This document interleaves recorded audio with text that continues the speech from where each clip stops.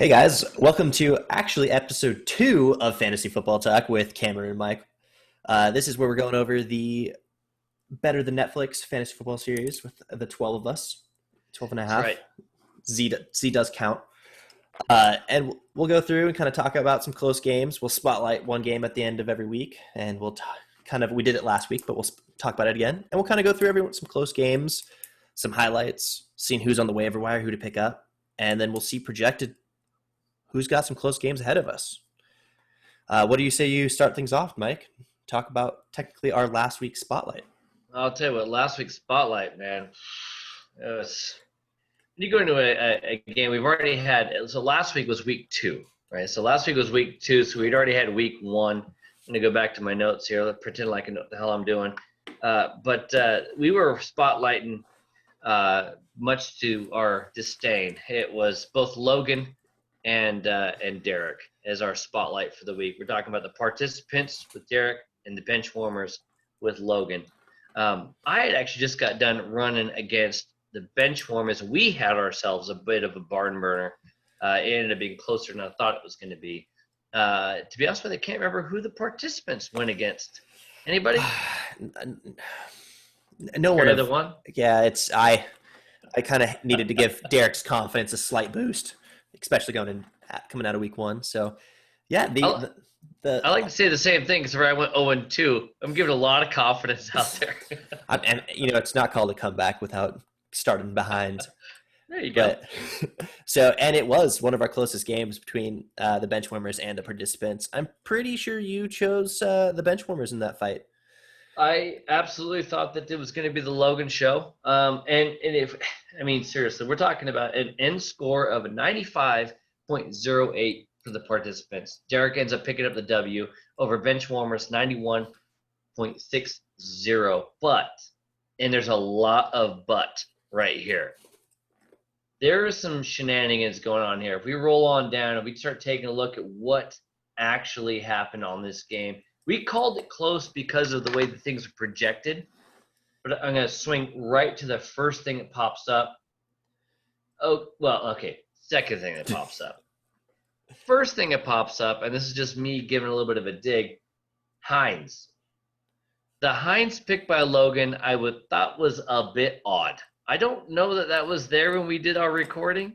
It was, and you also pointed it out then as well. Yeah. Okay, yeah. See, I don't remember, but I was like, "What?"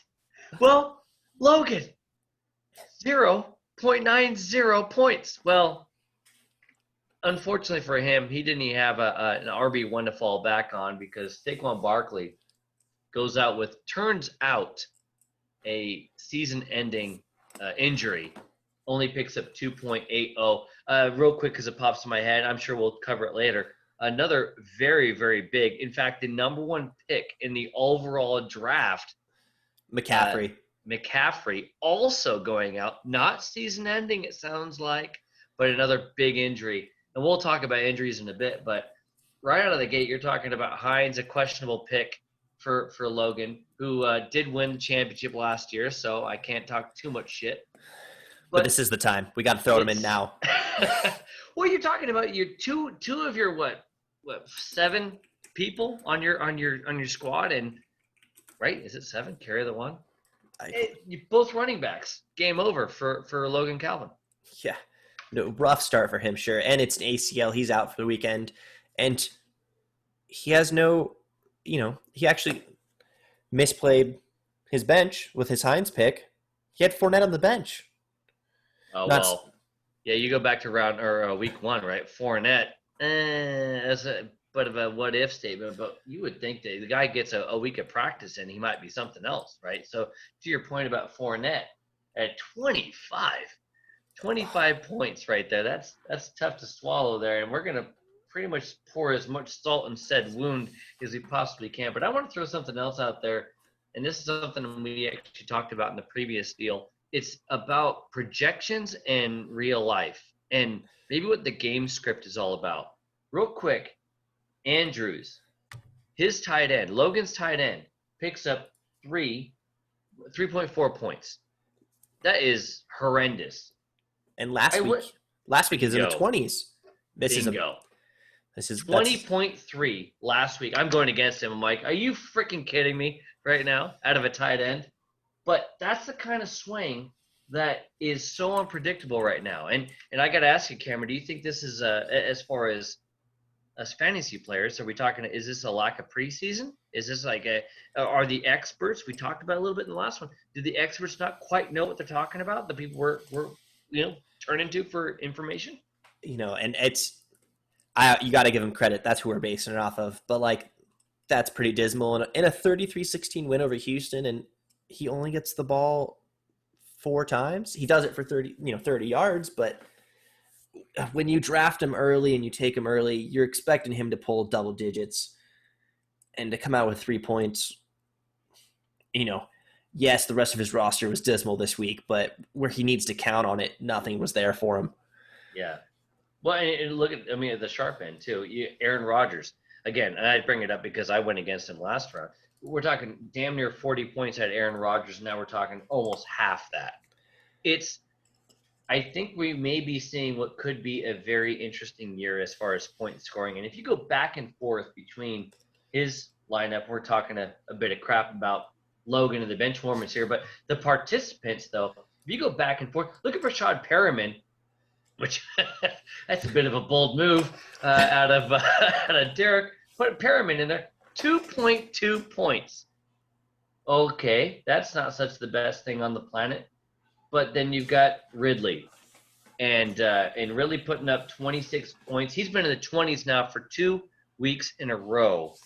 And I can't tell you that we went into the year going, Ridley's going to be a game changer here for Atlanta. Yeah, 100%. That's just, it's hard to tell. His boom potential's been there, and he's hit us. He exceeds expectations. It's when the fallout is going to happen. Is now Julio Jones taking less snaps, getting a little injury, right. Like the ball's can go to Ridley more. And we're talking about Atlanta. We're talking about Jones. Yeah. We're not talking about Ridley. Jones is a round 1 pick, and I don't see him on the charts. Yeah, he's not even close to pulling the same amount of points Ridley is. So, does Matt Ryan have a new option as his wideout 1, or is Julio having enough of the pressure taken to him that Ridley's open and can take the advantage? But regardless, I will say Derek's playing him every week from now on. Oh, and why wouldn't you? At this point, we're going 2 weeks in a row and 20-some odd points. But when you think something's a sure thing, going into the season, I'll raise my hand and say that I thought Tom Brady was a solid pick. I saw when he picked him up at I think it was round 5 or something like that, 6. I thought it was a little early for a QB pick, but still, he picked him up. Here's a question for you. 217 pass yards, 1 passing touchdown, okay, interception, fumble. Tom Brady was a 31-7 win for the Bucs, 12 points. Wow. Doesn't seem like he's going to be producing this year, and it's kind of, we're going to touch on it later.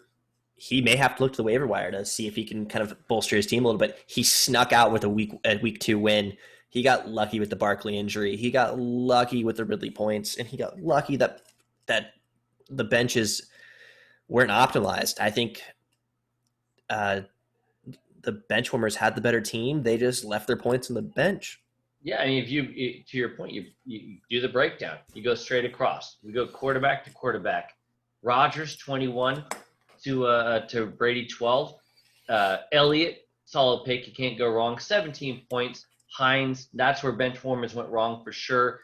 Jones, 9.7. Okay, Ronald Jones, maybe he could have done a little bit better. Still picked up a touchdown there, but only 23 rushing yards. The points came from the touchdown. Barkley absolutely would have picked up more points had he been healthy all the way through. Perriman, 12 receiving yards. Just garbage. Boyd out of Cincinnati, 16 points. That's 2 weeks in a row for Boyd picking it up there. I'm a little bit sour because I have AJ Green. But moving along, Ridley, 2 weeks in a row, badass. Chark, I got to tell you, this is a bold move out of Logan with Chark because everything I read says don't play Chark. Mm-hmm. Everything I read says don't play Chark. He leaves him in 84 receiving yards and 10 points. That's if you can expect that as his floor, that's good for him. Well, I think that's a huge point. The floor. Yeah. who can you count on to hit hey, they're having a bad day and they still hit up 10 points? It's not too damn shabby. You roll on down Ingram, 9.5. I think that's about his average. Andrews, that is a bit of a baffle right there. Robinson at 4.8. You cross over to Connor, running back at 9.10. It's a flex.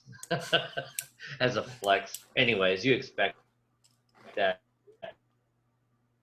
Big thing, though, here, this is what's interesting. You get down to the bottom, and this is where I think some of this little difference. We're talking 95.08 to 91.60. We start looking at the defense and the kicker. And what's the difference in the defense? 2 points. What's the difference in the kicker? 2 points. 4 points. If I were to give 4 points, to the bench warmers, who wins? The bench warmers. We can keep talking about big players, but sometimes it's the little things that count. It's scruff of his lack of facial hair is how Derek got away with this one.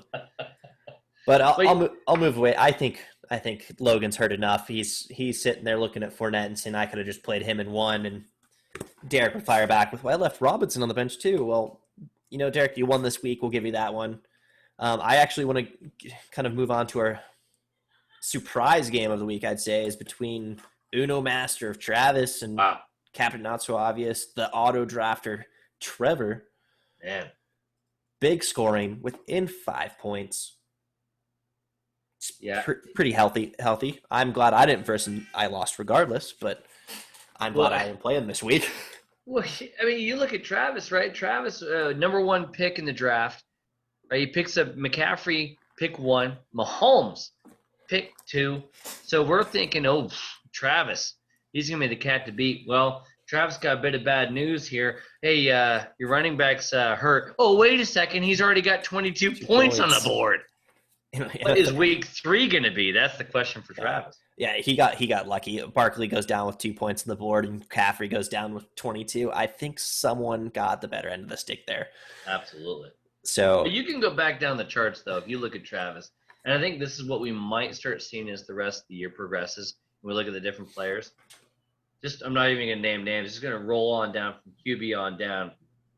31, 4, 22, 16, 16, 22, 12, 6, and 16. So I only pointed out 2 single digits. That's if you can pull up double digits across the board, damn nearly. You're a solid team. You're going to be winning most weeks.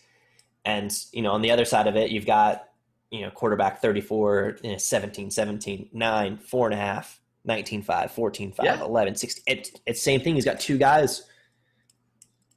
Yeah. And we're talking about almost 150 points per team. That is insane. We just got done talking about the spotlight game. It's shy of 100. And these assholes are picking up damn near 150. No, and they keep it. Tables, everybody. This is insane. Yeah, and meanwhile, you and I are in the low hundreds? I'm just going for 100. Season averages, that's what we're going for here.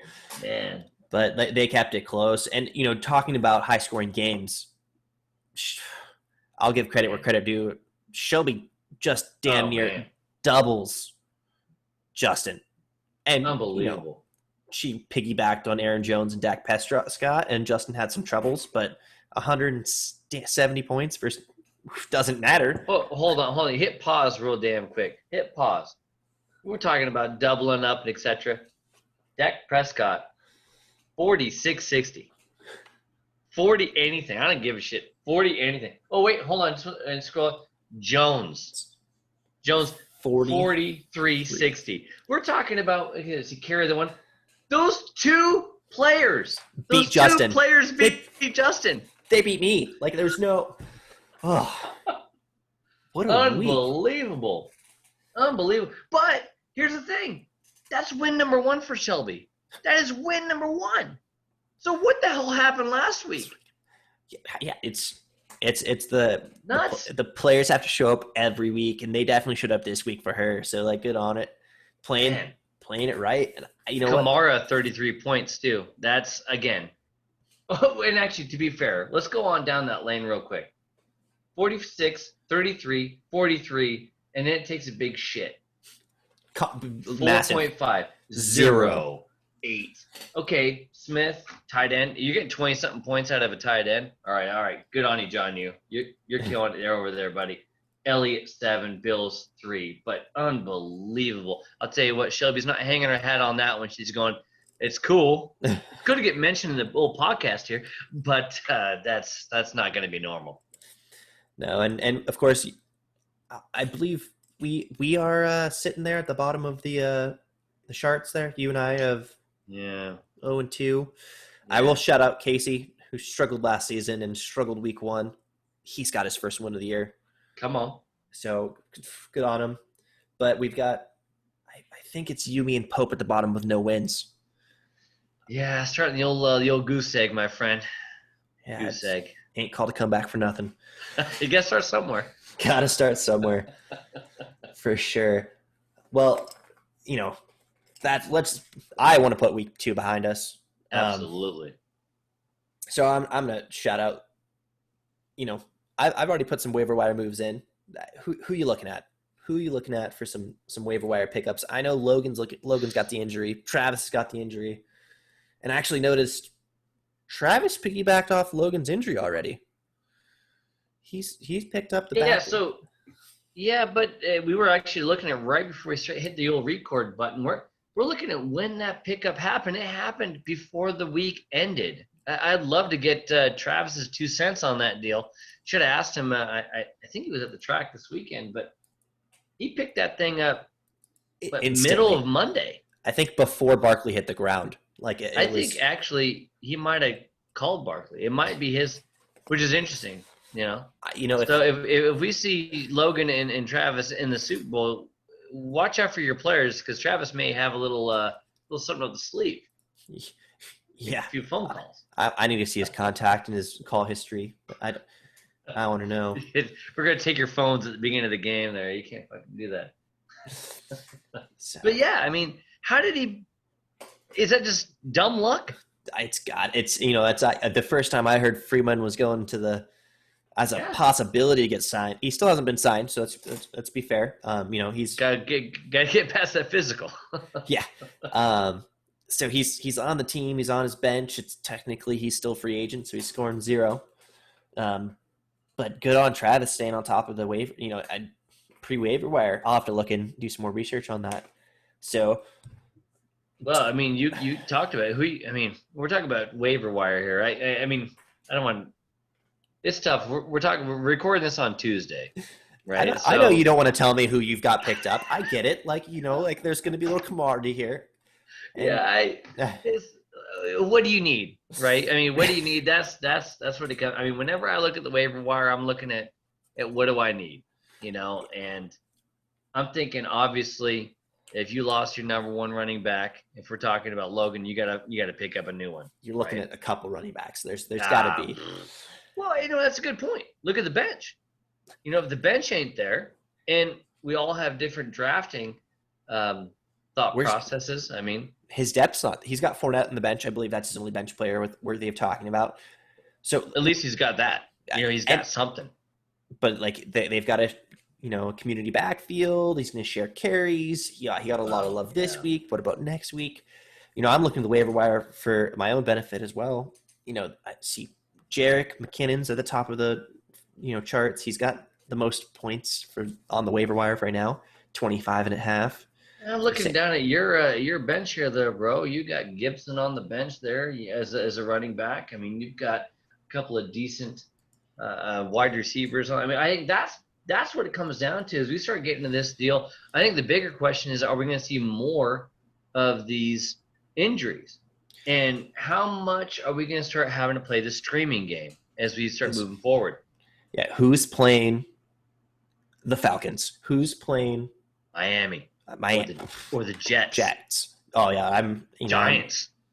Especially them going down. It's gonna be difficult, and that's very fair. But I'm also looking at the backups here. Obviously Freeman and the Barkley is but when's their next game? Freeman hasn't been doesn't know the system, and so you're right. You're looking at Gallman, right? Yeah.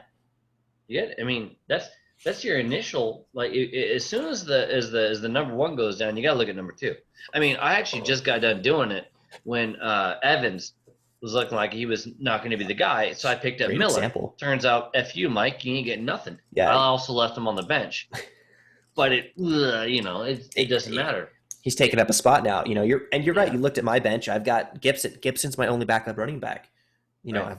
And then I've got 2 wideouts and technically 3 wide receivers. I mean, wide receivers, 3 quarterbacks, and with Derek looking at Tom Brady as his only choice, I'm going to keep sitting there flirting with Burrow and Stafford and see if I can throw something his way. I think you just nailed another point too. Not only do you look at what you want, but what do your opponents want, or who are you playing next week? Who are you playing this week?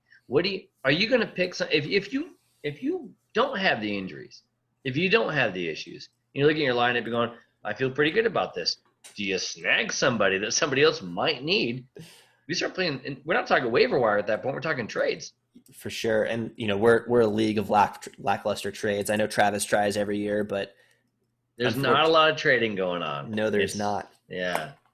But I will say I'm actually surprised. I understand it's a shared backfield, but there is some depth at running back on the waiver wire. So looking, not for my benefit, I might need to pick up, and for my bye week, so I might need to snag one of these guys early, or do I just roll with it and hope that no one picks up these guys? So, and to your point, we're talking about some guys who either have or could have some big weekends. I mean, Henderson has already had a solid run there with we're talking about number 4 on the waiver wire here, just off of against Philly, mind you, but 19 points out of a running back that is not in the forefront, they're with LA. So I mean, he's number 4 on the waiver wire. We start looking at projections. Is he going to be in the same kind of situation? No, he's not. But look who is. Mike Davis, who, guess what, is getting the nod because McCaffrey is not there. McKinnon at the sharp end. It's going to be interesting to see who plugs in. Frank Gore, he's like 92 years old, and he's still picking up some snaps there over at the Jets. For sure. And, I'm looking at this. I'm trusting I trust my team. You might see me pick up McKinnon and hopes that Logan gets a bit thirsty and needs something else on his plate, because he's out. Like, he needs to drop some people and take a risk almost, because there's no way with his squad right now, in my opinion, he's got somewhere to go. Well, I'll tell you, I'm looking at the wide receivers right now, and I've been. I was working all day in front of a computer, but not enough time in front of the NFL.com. And I'll tell you what, I did get a chance to just peruse wide receivers every once in a while, and those numbers have gone down. I'm not sure if you've been paying attention, but those projections have gone down in the wide receiver mark, and that is something that we actually do see as the week progresses. As we get closer to game day, the projections will ebb and flow depending on how the depth chart goes. For sure. So, yeah, for sure. And, kind of, the wide receivers, there's some injuries out there. I don't know who is Sutton, but looking at the waiver wires, you've got some Jags players up there, and no one's trusting the Jags apparently. Right. And, Corey Davis of the Titans, you've got some options still. They're definitely not wide receiver 1 options by any means. It's hard to pull the trigger on anybody who ain't pushing double digits on the projections. You know what I mean? For sure. It's tough to do it. You're kind of throwing the old caution to the wind. No. But kind of like wrapping up, unless you have anything to add to it, is just kind of, I wanted to note some quarterbacks that are still on the table. As Derek's got no backups. I've got 2. I believe you have 1 backup. I got nothing. You got nothing. You're solo rider. Drew Brees, baby. Drew Brees all the way. Drew Brees. When's his bye week? That's when I got to make sure I play you. So looking at the waiver wire, you got Minshew Mania still out there. Pretty Wentz. Volatile pickle. Wentz, I don't know how you go. I mean, Wentz is projected at 19.9. I don't know who's doing the projections.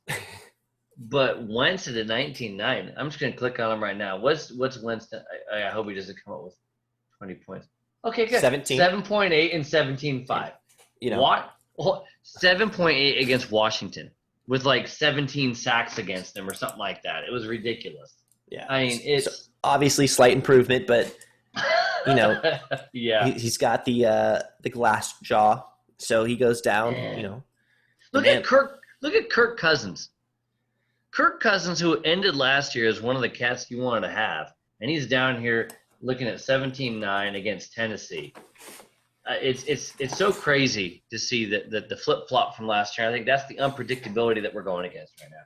Yeah, it's pretty crazy, and it's the lack of preseason. It's the COVID nation here that is screwing with the projections. You don't know what everyone's at. The guesses are big. You didn't know Carr was going to go up. You didn't know Minshew was coming up. Trubisky, surprisingly, still the starter. And, Fitzmagic's still in there. Yeah. I'll tell you what, we're going all in on Nick Mullins and Jeff Driscoll. That is what week 3 is all about right now here, folks. Nick Mullins over taking up some time at San Fran, and Jeff Driscoll making it happen over there in Denver. That's going to be the business. Pick those guys up. I'm going to throw in Justin Herbert into that a little. Okay. I think he's actually. I don't even see him in the projections. I still see. Oh. He's got a point in projections, but I don't think he's coming. I think Tyrod's not coming back. I think Herbert's going to sit there, tear up some defenses, and be an actual pick. But you're right. Let's see if you can lock down some backups here. For sure. It's nuts. It's nuts. If you look at the waiver wire, you go all the way down the lane. You said earlier, you trust your team. So how much is it of trusting the team or playing the game? And playing the game means playing the waiver wire. And I guess we'll see here tomorrow morning. For sure. Yes. And I just want to note, do you have any streamable defenses, or are you sticking at your guns? Woo. Well, you asked the guy who played that game, right? I mean, I didn't pick a defense out of the gate. I streamed for weeks 1 and 2. I will say this. Yes, I am streaming week 3 as well. I will be streaming week 3. I'm not sticking with the Rams. I don't like that matchup. I'm looking elsewhere. That's right. So when I see the Colts show up on the Mike Smith, team, I like turtles. I'll count my chickens. Well, I'll tell you right now. I like this Washington football team in that front group, making those was it 4 to 5 sacks or whatever going against Cleveland. I am a fan. I like that, and actually, I think there's some underrated action going on further down. But no, actually, now you think about it, the Colts actually sound like a good idea. I might flip that script a little bit. Cameron Johnson with the nod. I appreciate that. I might actually have to go the Colts route. For sure. And it's definitely my favorite part is I think we picked out it's going to be a close game. It's going to be a close game between friends, not close between time zones, though. We've got the future telling Justin Credibles and the one-eyed bandit, Uno Master, Travis. The one-eyed bandit. It's projected tight. For sure. Projected very, very close. This is Tuesday. I get it. He's got the bench Right. is going to choose, but I think that this game is going to be close. He's got some Monday Night Magic on both sides. They might be able to, come from behind. If you're looking at it live, if you had a chance to look at it right now at Tuesday night, you're looking at 105.71 on Travis's side. And Justin, who actually already has seen this episode before we recorded it, he's at a 105.07. We were talking about less than a point between these cats. And it's not like they don't have really good players on their squads. And I'm going to let you know right now, that number's already – so I screen capped it this morning. It's already changed by a point. We're getting closer. It's closer as projections. So you're absolutely right. Their squads are stacked. I will say Justin had a rough week too, but I'm not counting him out for this matchup. Yeah. Now we're looking at 1-1 on both sides. Look at Russell Wilson. Everything. If you read anything about this last week, everyone's speaking big about Russell Wilson flying everywhere with the football. Obviously, Patrick Mahomes on the other side. Obviously, he's badass. Interesting on the other side of the football, we start looking at the running backs. Sonny Michel and Hilaire. I'm going to go nods on Hilaire. And you just look at the matchup. Now, you got to assume that Travis is going to start playing some games, but where does he go? Let's take a look at – oh, wow. he's got absolute dick because McCaffrey's out. Freeman's not even on a team right now, from what I can tell. So These are his options. Travis is struggling. So you gotta assume Travis is going to go to the wire, right? He's going to go to the wire. You know, he's not dumping McCaffrey though. No, There's he's no coming way. back. There's no way. As the number one pick, if that thing touches the waiver wire, Good night, Sally. it's gone. Yeah. So, but you look down at your projections here, and this is why I want to give the nod maybe a little bit to Travis. Because we're talking about a 8.9, a 7.3 for his two running backs. Brown's at a questionable right now. Johnson down there is a wide receiver. He's questionable. And he still has a bit of the nod and the advantage. So he could make some moves and find some love. Whereas you go to the other side with Justin, he's got Wilson at 22 points, barely over Mahomes. Mahomes got one hell of a ceiling on him. You know, Johnson, we saw a badass out of week number 1. Who knows what we'll see in week 2? He's going against Pittsburgh. Well, that's going to be a little bit tougher. Hilaire against Baltimore. That's another tough ask. Jones, Sure. questionable. I'm jumping in there. That the wideouts, I think, is where the battle's at. I think I'm going to hand the running back battle over Justin, and the wide receivers here. Dude, you got Julio Jones, a bit injured here, but it's Julio Jones. The man's a monster. He's going to grab some completions, put his feet in the end zone. On the other side of that, you've got Hopkins. Hopkins, I think, in my opinion, has the best hands in the league. The dude catches everything that's thrown at him. They're letting Kyler Murray throw some targets up to him. That's going to be – and they're both, 15 to 95. That's going to be really close as far as those – so it's whoever comes out on that day. And then you got – Lockett's fresh off of monster game. For sure. And on the other side, they got Marquise Brown for the Baltimore. He could put up 7 points. He could put up 32. We just don't know. Yeah. Week 1, 12.6. Week 2, 6.7. So I'm going to hand the tight end battle to the Waller. He's the whale man. He is the walrus, everything about him. I think he's going to average out double digits, but he's also got that big game potential. I think Carr's getting a big fan of him. He's put him in the end zone. He's going to give him the ball. I'm looking about the tight ends. Those the defense. I'm looking at the defense, and you got Waller with Las Vegas. Okay, all right. Oof, going against New England. Who knows? Oh, wait, other side of the ball. Philadelphia. Well, you suck. Right? Ertz, all right. But Cincinnati. Okay. So that's a good matchup. Yeah, it's interesting. Now, here's an interesting thing, too. I'm not sure if you noticed this. Look at the flex position. I didn't. That is – so we're going with a 2 tight end set. It's a bold move, Cotton. Let's see how it's going to pan out for him. No, I'm all in, Travis. If this thing even remotely close to what we see right now, it's Travis all day. Double tight ends. Oh, Justin is ahead of the game. He is ahead of the universe. This is some 2020 strats for sure. So, and as always, we have our wild cards and our kickers. You never know. We're gonna get the same projected defenses. I do like Buccaneers against Denver with Locke going out. And I do like that pick. Yeah, so we could see some points out of him for sure. And I'll go the other way. I think Justin's going to ride his running backs into victory this next week. Really? I think Justin's got I think Travis has the advantage, but I think if the boom factor on Justin's squad, we've got the Seattle-Dallas high scoring game, and his running backs are RB1s when McCaffrey's gone. Travis doesn't have a running back. I don't count these. New England doesn't run the ball. They've got Cam Newton. So I think for sure Justin's going to be going. I'm going to counter you on one point. Maybe this is my last point for this deal. You're talking about running backs advantage Justin. We're talking about David Johnson as one of those guys. You know how many points David Johnson got against Baltimore? Baltimore, 6 points.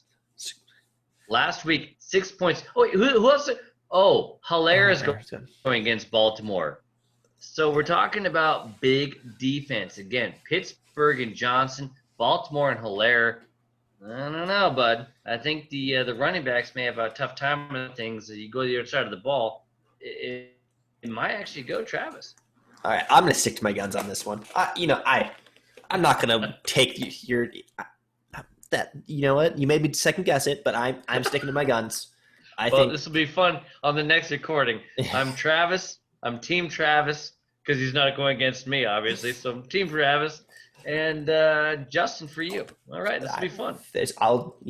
I'm sure next Tuesday, I may be dishing out some sad faces here, but Justin's gonna be 2-1. You'll see. We'll see. So, but I'll sign us off there.